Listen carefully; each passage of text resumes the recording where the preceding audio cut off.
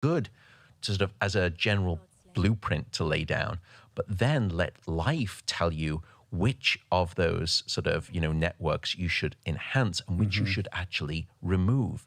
And it's later in life that we're removing those. And as I said, it's not until we're about 25 that the brain has finished all of that maturation. And that's why, the recommendation is 7 to 9 hours in adults. And I would argue in adults once they're past 25 years old. Before that, you need much more sleep than that. Yeah. So what would be the ideal amount of sleep for the adolescent or young teen? Yeah, it's usually somewhere between 8 to 10 hours and, going up to maybe 11 hours, depending on that teen. And if people want to find out, there's a great informational sheet. They can just go to the National Sleep Foundation. It's the nationalsleepfoundation.org. And you can look at the current guidelines that we and other scientists have sort of tried to gather all of the information and say, look, where should we position these windows of sleep duration based on different age ranges? So it's a great resource if people are thinking about that for their kids and for themselves as well. So if you could bend the ear of the Secretary of Education, I mean, what would be your recommendation in terms of school start time, like 9 a.m.? I think for teenagers, I would say 10 a.m. 10, yeah. 10 at the minimum. And what's interesting is that the younger kids, they can actually wake up earlier because they haven't gone through that adolescent transition. So, they probably could be going to school and learning effectively at, let's say, 9 a.m. or even 8:30 a.m. But in those studies, they carefully ask the question, we can't set different times for different age brackets. It's just not practical. And I understand why there is resistance in the school system. You can say, why are we starting that early? Some of it has to do a little bit with the bus unions, the bus networks that try to get kids to school. And I get that. I get, it's not an easy problem to solve. But I also realize that we've put people on the moon. And I think we can solve this. There's been tougher problems to solve. Yeah. And so I'm not trivializing it. It's a big problem, and I don't have all of the answers. I'm just a scientist. Yeah. Well, there's the kind of mechanistic, logistical aspect of solving that problem, but there's also the mental hurdle which comes with education, right? Like getting somebody's head wrapped around the idea of why a 10 a.m. school start is in the best interest of the child is a hurdle. Right. And, for most parents, that's their genetic legacy. Like, that's what they're like, I got to get to work too. Like, what am I supposed to, so. Right. And that's the hard part. So what they did is they looked at, say, okay, let's say that we started school at 10 o'clock. That's only going to help the teenagers. But would it hurt the kids who are younger? Because that would then say, well, we can't do this one-time-fits-all phenomenon. And what they found is that it didn't hurt the younger kids. They were learning just as effectively. But in the teenagers, they were learning far more effectively. In fact, if you look across the day and you ask, where are those school start times really hurting the teenagers? It's in the first half of the day because they're mostly asleep. And you ask any high school teacher, what does my class look like first thing in the morning versus in the afternoon? They're usually very different as an audience. What about dealing with things like SSRIs and treating ADHD with Adderall and Ritalin and the over-medication of our young people and the implication on sleep and brain development? Yeah, I wrote a little bit about this in the book. It is unfortunate that, if you look at ADHD, the current recommended treatment are things like Adderall and Ritalin. And they are some versions of something that looks very much like amphetamine. And I'm not dismissing the idea that ADHD exists. I'm not one of those people. It clearly does. I also am not anti-medication by any means. But what I would say is that, unfortunately, those medications are very strong wake-promoting medications. I mean, if you ask an amphetamine addict, if they need sleep when they're using amphetamine, they will laugh at you, right? They'll say, are you kidding me? I can go straight without sleep. And so maybe we need to think differently about at least the timing of that medication. Do we want to be medicating kids in the morning or in the evening? Because if those things are wake promoting, we know that kids with ADHD have non-normal sleep. They actually have disrupted sleep. And we're also starting to find that those medications themselves are sleep disruptors.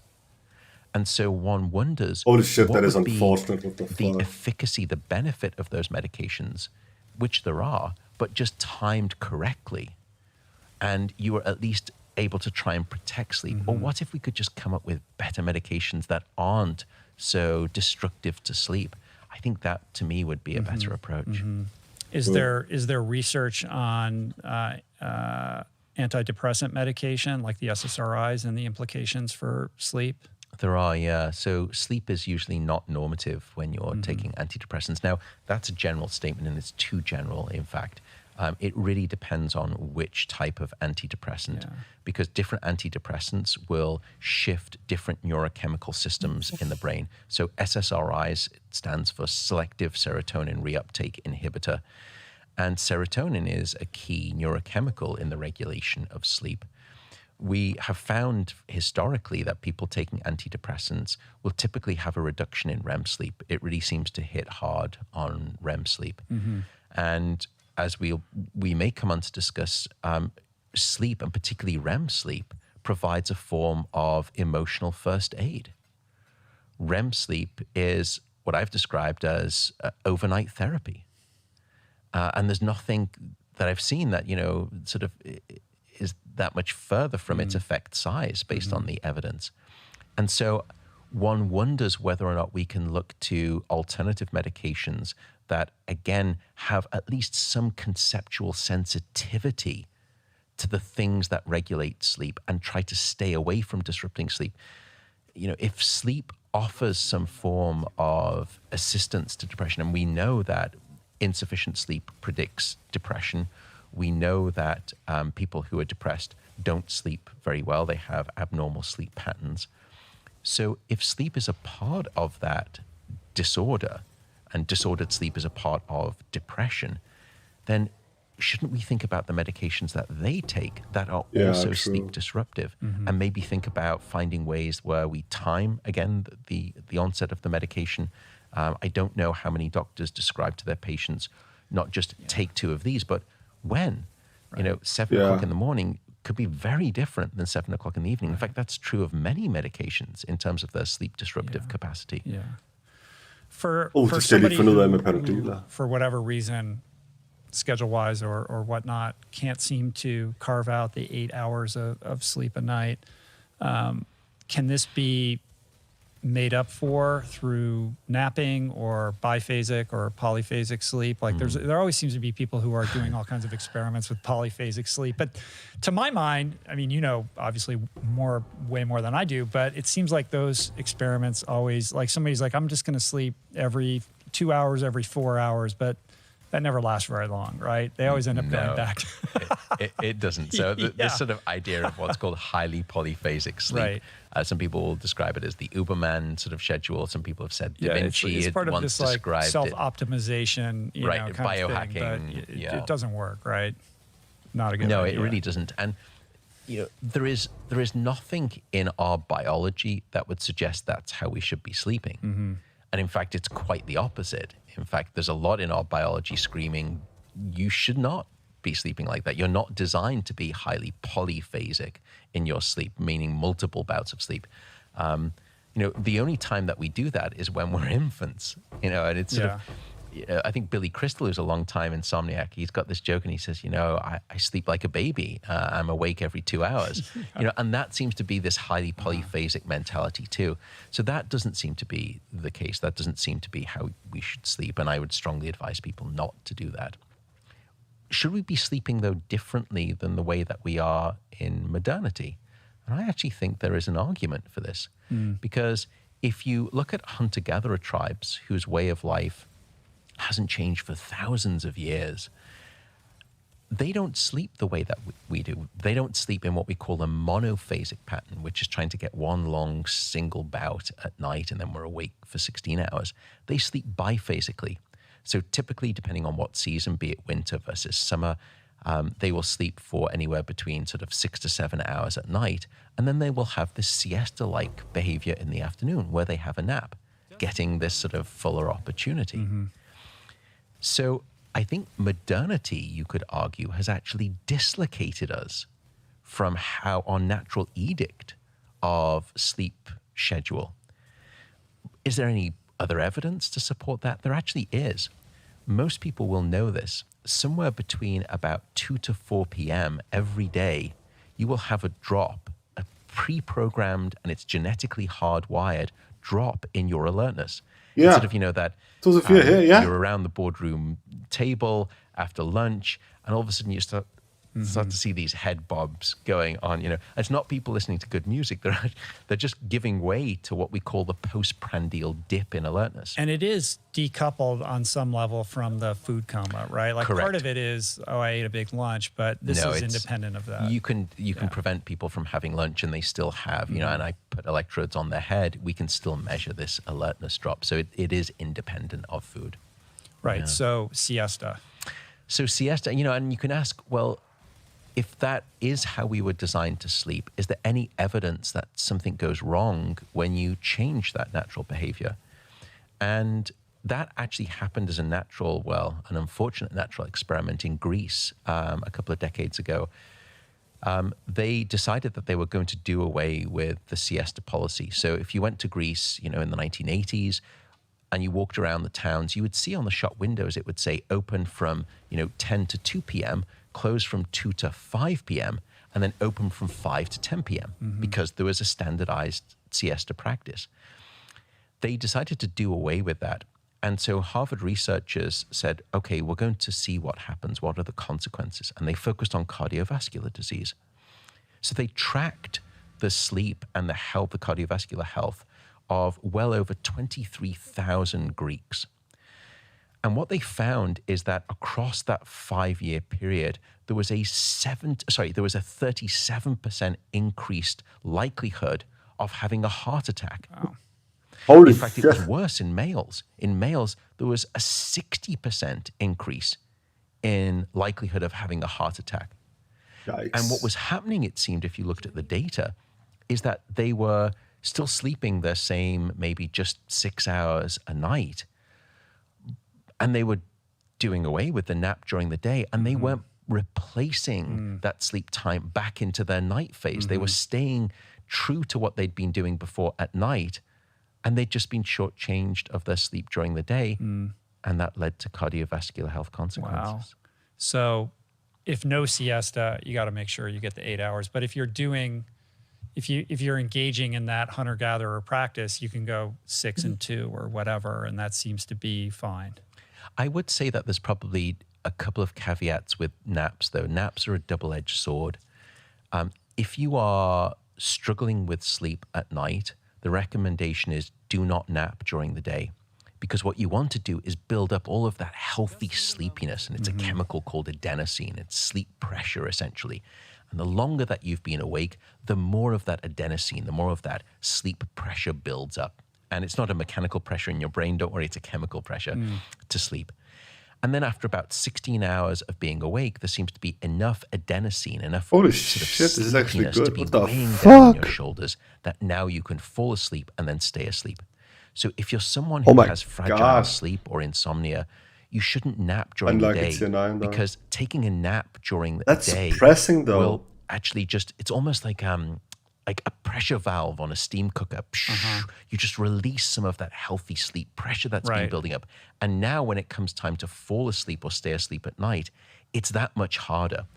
So the advice would be, if you don't have sleep problems and you can nap regularly, then I would say naps are just fine. But if you can't do it regularly, and especially if you suffer from sleep problems, try to stay away from naps. If you are going to nap before 2 p.m. in the afternoon. Going later than that can be problematic for your sleep. It's a little bit like snacking before your main meal. Yeah. It just takes the edge off your appetite. It's the same way with naps. I'm sure you or somebody has studied what happens if you take exogenous adenosine, right? Like, wouldn't that seem to be the way in to resolving this problem for people that have insomnia? Hard to get it across the blood-brain barrier, which is a protective layer around the brain. And, there's some issues around toxicity as well. So, that certainly would have been the idea. But what's lovely is that, you can increase sort of sleep pressure in a number of non-pharmacological ways, and exercise is a great demonstration of that. And I think, we can speak about all of these different over-the-counter medications that people try to invest in and think that that's going to give them a good night of sleep. But there are probably two really simple things that you can do non-medication that are, if you look at the data, are almost guaranteed to improve your sleep, which is some form of physical activity most days, or at least several days a week. And the second is deal with your anxiety. Anxiety is the principal cause of insomnia. It's not the only cause, but it's our current working model of insomnia, that people who have a high fight or flight activation of their nervous system, branch of the nervous system, they also have high levels of stress chemicals such as cortisol. And that seems to be very predictive of their insomnia. And if you can start to manage your anxiety, for example, meditation is a fantastic practice. And, before I was writing the book and I was sort of starting to research, I was a bit of a stupid, hard-nosed scientist. I just thought this meditation stuff was maybe a little bit woo-woo and sort of, kumbaya, and we all hold hands. And I started to look at the data.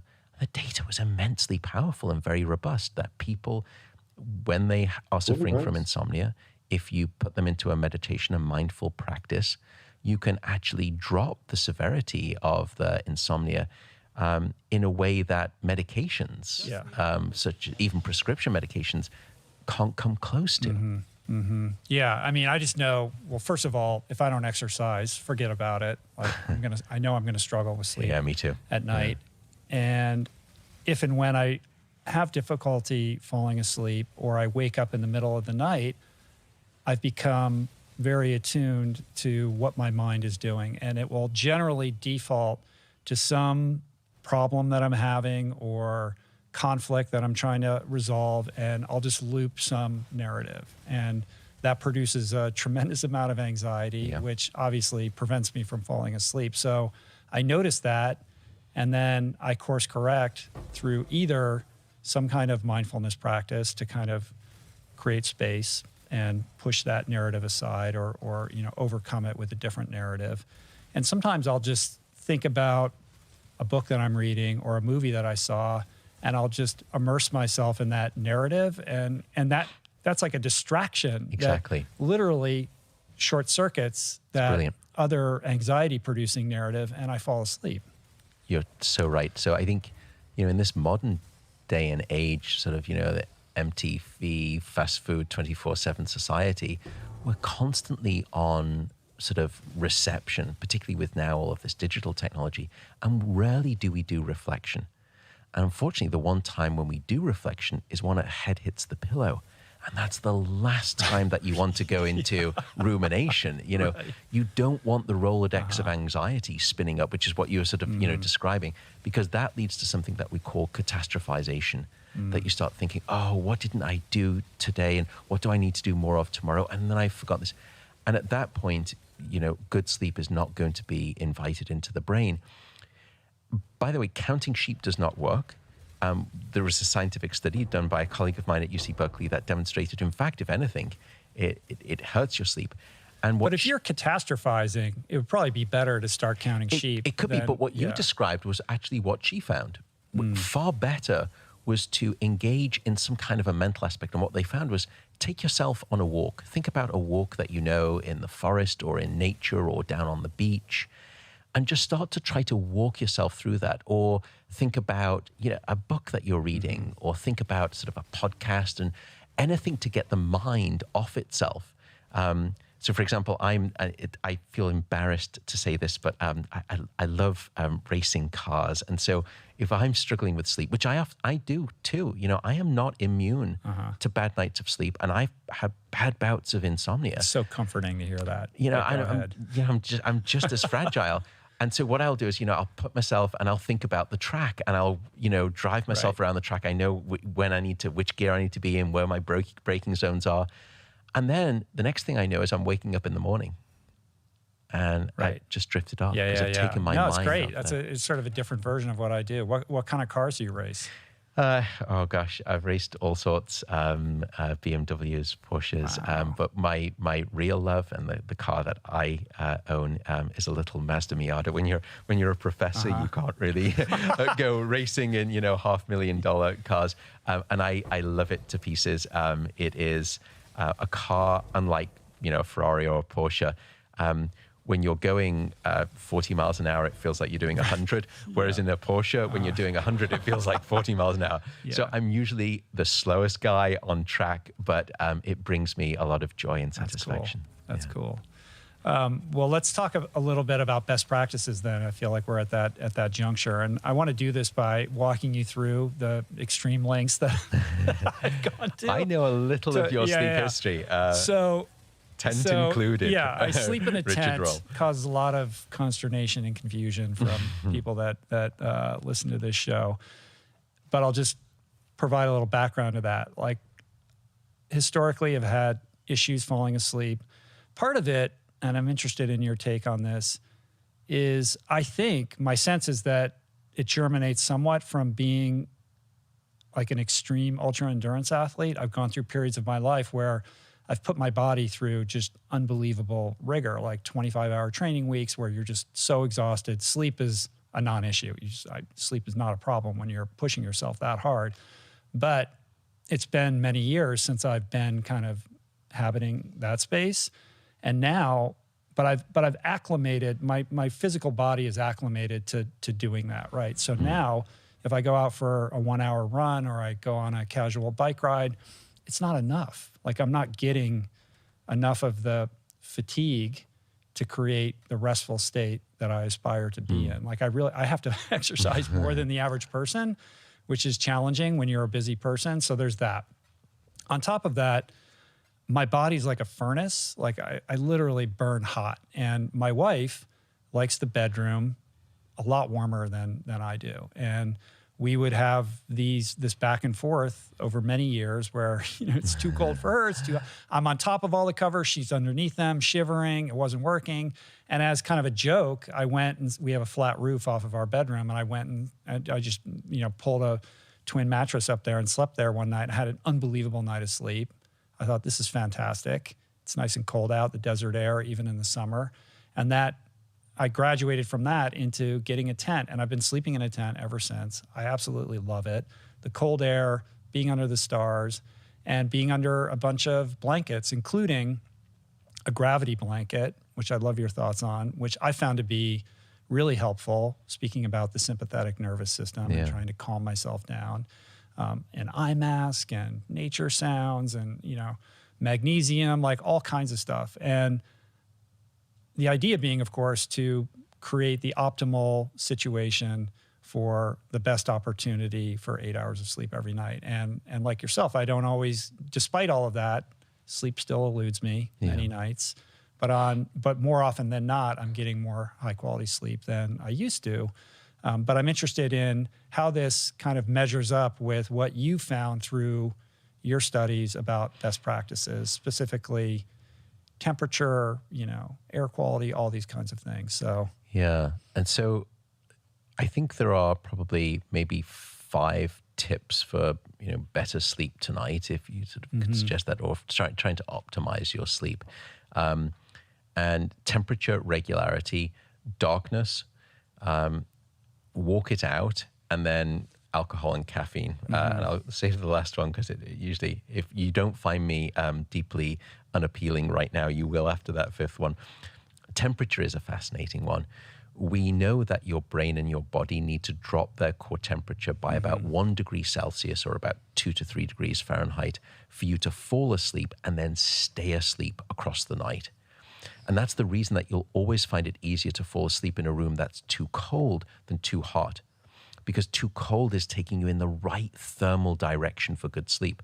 And that's why sleeping in a tent, now we understand we're in Southern California, but nevertheless, it gets cooler at night than it is during the day. Yeah, I wouldn't be doing this in Boston. But it's still, typically it's low 40s and it goes down into the high 30s. And I've never not slept in the tent because it was too cold. I know that in your research, you found there is an inflection point, at which point perhaps, too cold is not so good. Yeah, once you get into an extreme, But I have to tell you, like, when it's 38 degrees, I'm happy. Like, Yeah. and I sleep pretty dang well. yeah, and that I mean, I got a lot of blankets on. yeah, but, and so it's sort of the local temperature may not quite be that. and here's the other thing: I always have my feet sticking out. I cannot have my feet under the covers. Yeah, do you know why? Yeah, I think I know, but go ahead. Because it's your hands and your feet that are these incredible radiators of heat. Your hands and your feet are highly vascular. In other words, there is this crisscross of vessels very close to the surface, and it's very rich in its vascular nature, both your hands and your feet. And so at night, what the body wants to do is almost like a snake charmer, draw the heat out of the core of the body and evacuate it through the extremities. And the extremities in this case for us human beings are hands and feet as well as head. And that's why you will sometimes see rebellious, when you see your kids and you kind of tuck them in all nicely and, you look at your wife and you smile and it's all beautiful. And then you go back in 2 hours later, just before, you go to bed, and these rebellious legs are dangling out, sticking out. It's because you're trying to evacuate the heat. So you're wise in doing that because they are wonderful thermal discharges. So that's temperature. And we do need to drop that temperature. It's different for different people, but I think the recommendation would probably be about, 65 degrees or so for most people. Now that's obviously averaging across men and women, and it's different there too, as you mentioned, which is around about, if I do my math correctly, it's probably around about 18.3 degrees Celsius. So that's temperature, and that's why I think you definitely will start to sleep better than you at least would do otherwise on a constant temperature. Because, there's another way that modernity has dislocated us from our natural edict of sleep, which is we set a thermostat of maybe 70 or 72 degrees throughout the day and the night. And that's not how we were sleeping. Now, if you go back to those hunter-gatherers, by the way, for whom you are in some ways mimicking their sleeping existence, they don't go to bed really on the basis of light, which is what we thought. They usually will go to bed about an hour and a half to 2 hours after sundown. And then when they wake up, and they don't have alarms, if you ask them about this idea of, artificially terminating sleep with an alarm, they're perplexed. Also, rates of insomnia in the general first world population is somewhere between 10 to 15%. In those hunter-gatherer tribes, it's less than 5%. So some things... They're also moving all day long. They're moving all day long, and, we can look at diet as well. But so what is determining their sleep onset and their sleep offset is not light, it's temperature. So and if you ask people, if you just bring them into the laboratory and you say, at what point do you feel sleepy at night? It's at the point where their core body temperature is on the steepest decline. Now, they don't know that, even though, unfortunately, we've placed a rectal probe inside of them, which is no fun for either the experimenter to insert or for the participant to receive. But they are on the awesome downslope of their thermal evacuation, and that's when they feel sleepy. And when those hunter-gatherer tribes wish to wake up is before dawn, just before dawn, but it's as the temperature starts to rise back up. So it turns out that we actually need to warm up a little bit to get cold. We need to bring the blood to the surface of the skin. That's why cold it must be in the bedroom, but you can wear socks if you want, or you can have a hot water bottle, but keep it cold, because warming the feet or sticking them out of the mattress will help your body evacuate the heat and plummet your core body temperature. And it's the reason, by the way, that hot baths and showers work for good sleep as well. You think that in a counterintuitive way, right? Like, because you think you're warming up, but you're nice not. And toasty. Yeah, you're vasodilating. When you get out of the bath, you've got rosy cheeks. All of the blood comes to the surface. And when you get out of the bath, your core body temperature is dropping precipitously. That's why you fall asleep. It's called the warm bath effect in sleep science. It's so reliable. And then when they're starting to wake up is when they're starting to warm up. So we need to sort of, warm up to get cold, to get to sleep. Then we need to stay cold to stay asleep. and then we need to warm up to wake up. Right. If that's the sort of temperature transition. So that's temperature. The next is regularity. Go to bed at the same time and wake up at the same time. No matter whether it's the weekday or the weekend, or even if you've had a bad night of sleep, don't change it. Resist the urge. My recommendation to people who've had a bad night of insomnia, they'll say, should I get to bed earlier? Should I wake up later? Do nothing. Don't go to bed any earlier. Don't try to wake up any later. Keep to your schedule. And by the way, I'm giving these sort of, these tips or these rules.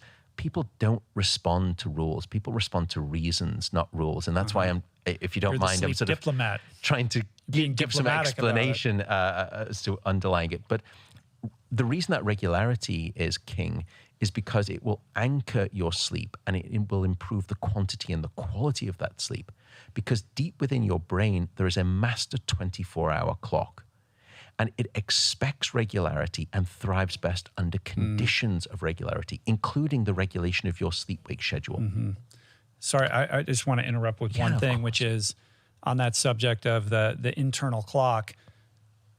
Does it matter in the context of getting 8 hours if you choose to go to bed at 9 o'clock or you go to bed at 11 o'clock? If you're getting 8 hours, is that going to impact the quality of your sleep? Like, I know personally, like, I need to go to bed early. Yeah. If I still get 8 hours, but I go to bed late, it's not the same thing. Yeah. And so we mentioned that, overall for the average adult, you get most of your deep sleep in the first half of the night, most of your REM sleep in the second half of the night.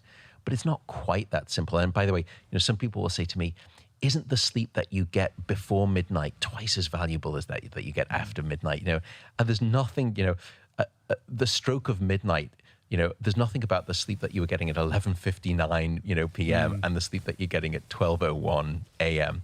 That's a fallacy. But what you described is important, and it's a nuance, and it comes back to what we call chronotype. Are you a morning type, evening type, or somewhere in between?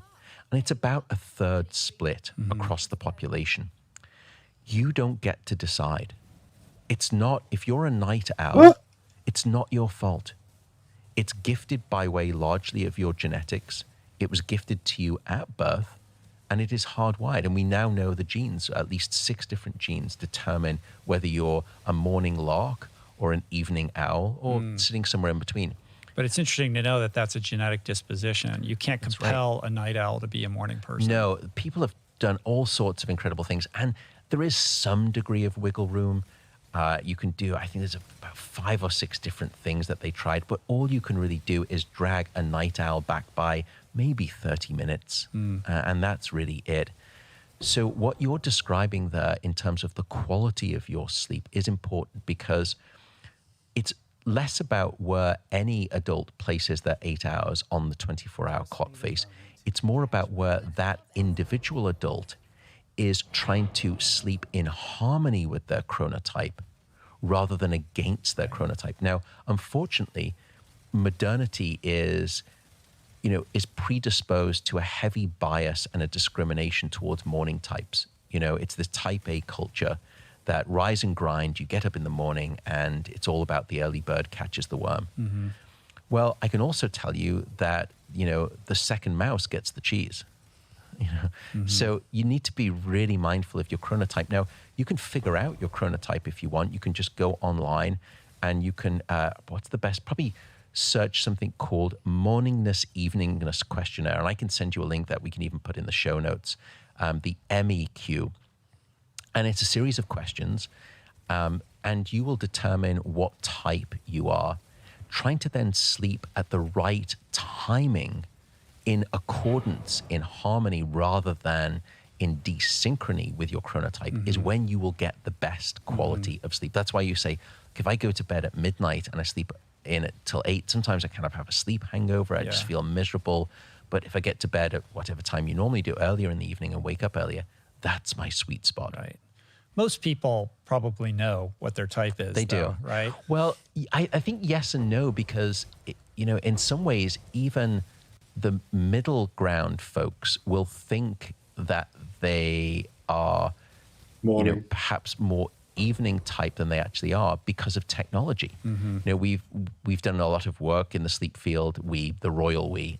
By the way, in this podcast, when I've said we did something, I mean that sort of, or when I say I did something, The sleep science community. we did something, and when I say we did something, I mean they did something. Okay.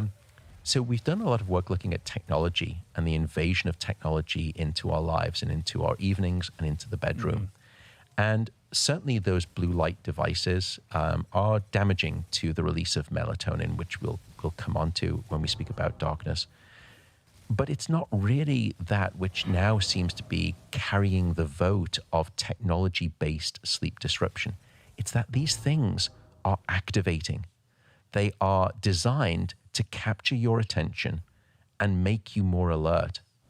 And in fact, it's what ends up happening is that you have sleep procrastination, where you're using these devices, you're working on your laptop, and you think, I'm not sleepy, I don't feel tired. But if there were to be some electromagnetic pulse that wiped out all of technology, you know, what you would realize is that at 10:30, all the lights went out, you couldn't do anything. Within 5 or 10 minutes, you'd think, wow, gosh, actually, you know what? I really am sleepy. And technology will mask your sleepiness. That activating nature of technology hits the mute button on your sleepiness, so you don't perceive it. Right, in a multifaceted way, right? There's the dopamine induction of social media scrolling, but there's also the light spectrum and all of that, right? That's right. You know, impacting your body's ability to properly self-regulate. Yep. Yeah. And so, you know, I often, if you really have to take your phone into your bedroom, I don't personally, but again, you know, that's just me. I would say the one rule I would offer to you is that if you're going to be using your phone in the bedroom, you have to be standing up. You know, and at that point, after about 5 or 6 minutes of studying, you're like, do you know what? I just want to, if you sit down on the bed, I'm sorry, phone goes away. Here's what's depressing though. You talk about this, like how long before you need to go to bed should you shut the screen off? And it was like a number of hours, right? Like if you watch a movie and then go to bed, that movie should be concluded like, I don't know, what did you say? Like 2 hours or something like that? Well, it really depends on sort of the, you know, watching television or a movie, as long as it's not inside of the bedroom, we really shouldn't be watching television inside of the bedroom, because you want to associate your bed with simply the place of being asleep or for intimacy. That's really what we recommend the bed for. Don't be working on there. Don't be eating on your bed. Don't be watching television on your bed, consuming Netflix. And I think it's really about computers and, you know, iPads and cell phones or laptops, tablets. I think watching television outside of the bedroom is okay. One of the dangers, however, when I ask people, you know, if they say I'm having sleep problems, I'll say, you know, do you nap during the day? And they'll say, no, I never nap. And then I'll say, well, but when you're watching television on the couch in the evening, do you sometimes fall asleep watching television? They say, yeah, I do that all the time. That's an accidental nap. And it's the worst time to nap too, because again, it's right before your main meal of sleep. So I would say that if you're doing something that helps you wind down and just disengage from the day, disengage from those stresses, that's fine, be it reading a book, watching a mindless movie. But in the last hour before bed, stay away from anything that you know is cognitively and especially emotionally activating. Don't be checking emails. Don't be sending texts. You know, don't be engaging in movies that are, you know, action horror movies that have you wired. Right. Try to stay away from those things. Right. Yeah. So let's talk about caffeine and alcohol, right? So disappointingly, caffeine has like an 8-hour half-life, right? So if you have a cup of coffee in the morning, you're still contending with it when you go to bed. It's tough, yeah. So alcohol and caffeine. So everyone knows that caffeine is an alerting substance. It's in a class of drugs that we call the psychoactive stimulants. Interesting, it's one of the only psychoactive stimulants that we readily give to children without too much concern. So, you know, many people know that that's how caffeine works, but people may not realize that caffeine can have 2 additional damaging effects on your sleep. The first comes down to, as you said, the duration of action. That caffeine has, for most people, a half-life of what we call about 5 to 6 hours. In other words, after about 5 to 6 hours, 50% of that caffeine is still in your system, which means that caffeine has a quarter life of between 10 to 12 hours. So if you have a cup of coffee at, let's say, 2 p.m., a quarter of that caffeine could still be circulating your brain at midnight. So it would be the equivalent of, a 2 p.m. cup of coffee is the equivalent of getting into bed, and just before you turn out the light, you swig a quarter of a cup of Starbucks and you hope for a good night of sleep. It's probably not going to happen. Bueno. Yeah. There are differences from one individual to the next. It comes down to the specific enzyme that degrades caffeine. Some people have a genetic variant, what we call a polymorphism, that has a faster metabolic rate for the degradation of caffeine. Other people have slow. That usually determines I'm a sensitive person, I'm not sensitive. But even if you're one of those people, and some people say this to me, look, I can have an espresso with dinner and I fall asleep fine and I stay asleep, so no problem. That's not quite true, because even if you fall asleep and stay asleep, caffeine can actually decrease the amount of deep non-REM sleep that you get, can decrease the quality of that deep sleep by up to 20%. Wow. Now, for me to drop your deep sleep quality, I would have to age you by a decade. Or you could do it with a cup of coffee in the evening, each and every night.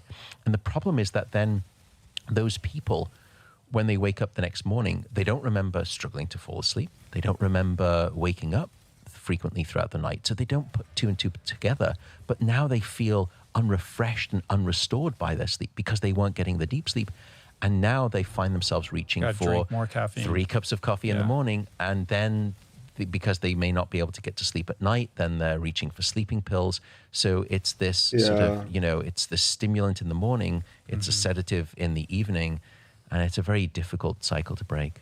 So that's caffeine. Alcohol. Alcohol is probably the most misunderstood sleep aid that there is out there. It's anything but a sleep aid. And, you've mentioned how your sleep was so disrupted. Firstly, alcohol is in a class of drugs that we call the sedatives, and sedation is not sleep. But when we have a couple of drinks in the evening and we say, gosh, I just fell asleep like that, you're mistaking sedation for sleep. So if I were to show you your electrical patterns of brainwave activity with and without alcohol, they're not the same. It's not naturalistic brainwave activity. The second problem with alcohol is that it fragments your sleep, so that you wake up many more times throughout the night. So not only is your sleep going to be poor quality, as we'll come on to, it's also just not going to be consolidated. It's not that nice long duration of uninterrupted sleep. Because as your body is processing the alcohol, the depressant aspect of that drug is wearing off, and there's a sort of rubber banding stimulant reaction to it, right? So you wake up at 2 or 3 in the morning. Yep. So it actually will start to, just as you mentioned there, it will trigger activation of the fight or flight branch. So you start to come back online in terms of that stress-related branch of the nervous system. Also, stress-related neurochemicals we know are starting to get increased as the alcohol is metabolized, and that's what causes the fragmentation of your sleep. The final problem with alcohol is that it's a very potent suppressor of your REM sleep, of your dream sleep, which we've mentioned before in terms of all of its benefits. And so, I think that's the reason that alcohol should just be strongly advised against, against the nightcap by medical practitioners. But I would just say 2 things. Firstly, with tongue in cheek, you could look at that data and say, well, then I should just go to the pub in the morning, and that way the alcohol is out of my system in the evening, and no harm, no foul. But yeah. Problem with me is if I go to the pub in the morning, I'm at the pub at night too. And so I would never say that as a healthcare professional. But what about just a glass, hey, I'm having a glass of wine at dinner? Yeah, I would love to say that, based on the data, that doesn't have an impact. But if you look at the data, even a glass can have a measurable impact. But look, the other thing I want to note is this, and I think it's something that I've learned after the book was published, and I'm embarrassed in the way I was acting before. I don't want to be puritanical here, Rich. I don't want to tell people how to live their lives. I'm just a scientist. All I want to try and do, and I may be too enthusiastic in doing this, is gift people with the science and the knowledge of sleep. And then they can make an empowered choice as to how they want to live their life if they're trying to optimize their sleep.